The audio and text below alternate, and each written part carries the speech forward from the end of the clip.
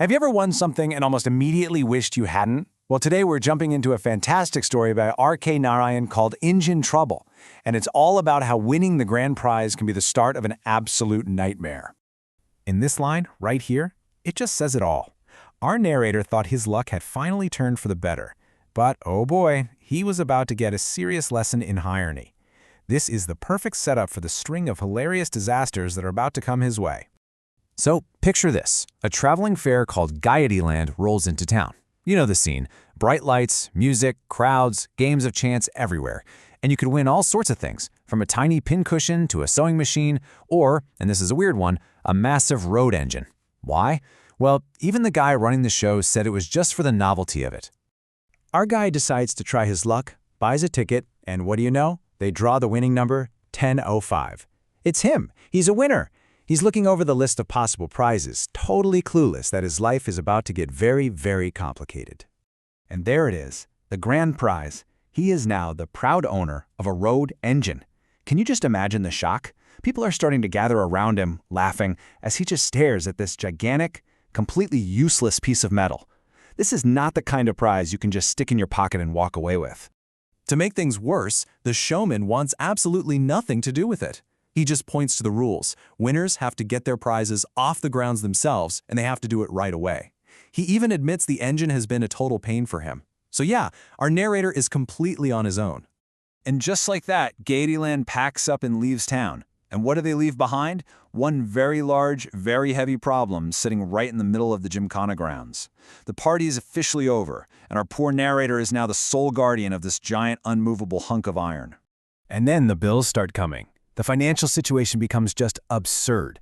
The town starts charging him rent for leaving the engine on their property. Now get this, he pays 4 rupees a month for his entire house, but he's being charged 10 rupees a month just for this engine to sit there and do nothing.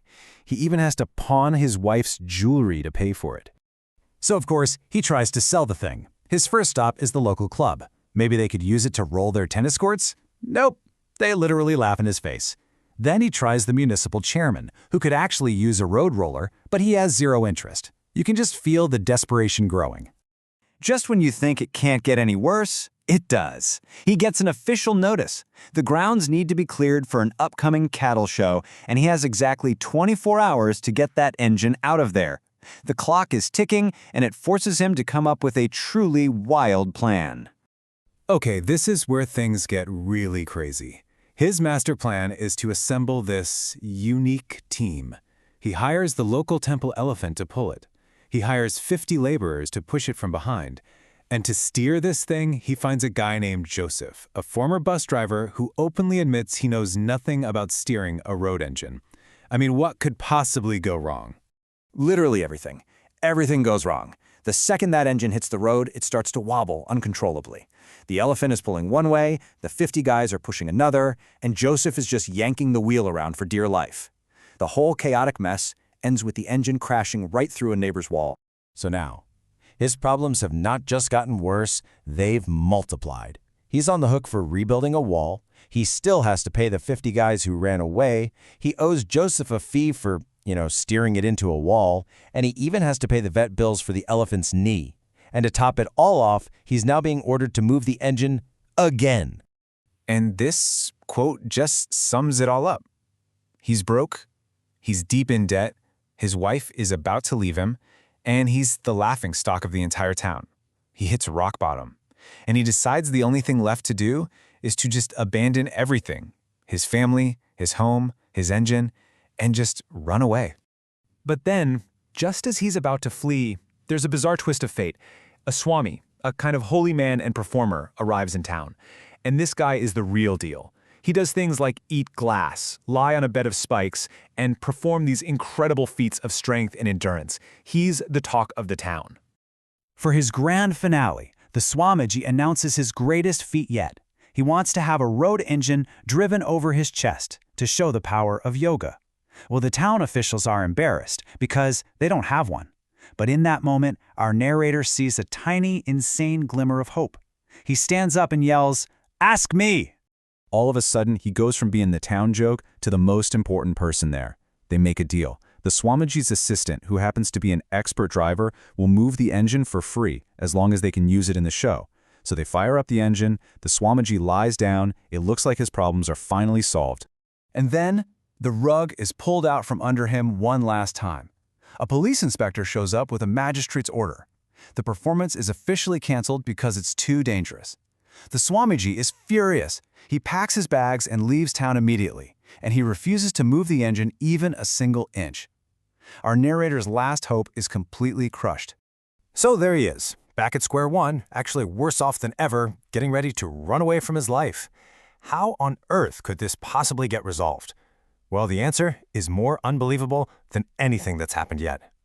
Yep, you heard that right. An earthquake. A literal act of God. One night, a tremor shakes the entire town. The next morning, our narrator goes to take one last, sad look at this machine that ruined his life before he disappears, and it's gone. Vanished. After a frantic search, they find it. The earthquake had shaken the engine and dropped it perfectly into a nearby abandoned well. And the owner of that well? He's absolutely thrilled. The town had ordered him to seal it up, and now his problem is solved. As he says, the engine fits in there like a cork. It's incredible. In one single random act of nature, every one of his problems is just erased. The engine is gone. The well's owner is so grateful, he agrees to drop all the complaints against him. He'll pay to rebuild the broken wall himself, and he'll even pay off all the narrator's other debts. The slate is wiped clean. What a story, right? It's just such a great look at life's incredible sense of irony. The very thing that caused all the trouble, that the engine was huge and impossible to move, is what made it the perfect solution. A winning lottery ticket became a curse, and a natural disaster became an absolute miracle. It really makes you think, doesn't it, about the things we wish for. Sometimes the prizes we think we want the most can end up being the biggest headaches of all, and that's something worth thinking about.